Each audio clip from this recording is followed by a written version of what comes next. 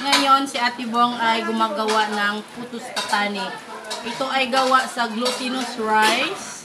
And then, inti niyog. Yung niyog na ginagawang palaman. Ayan guys. Malinis to guys ha. Nagugas ako. Let's start na. Ganyan yan guys. Oh.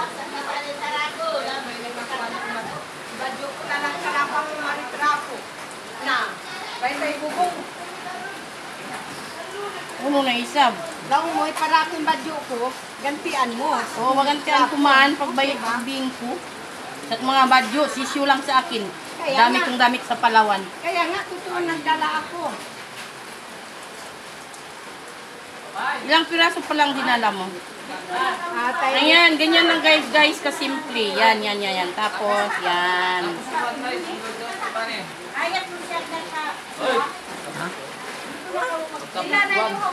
Ay, bahala.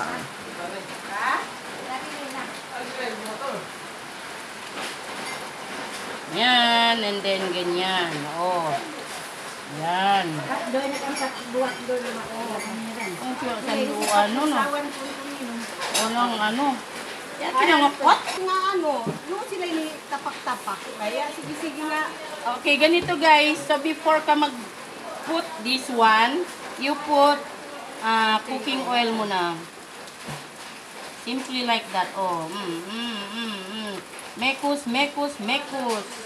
And then, like that, put like this. Okay?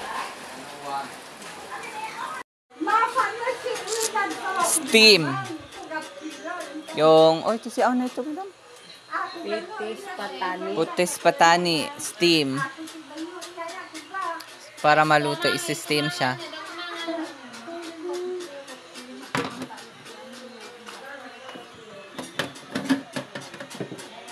Lugay ito buhay na.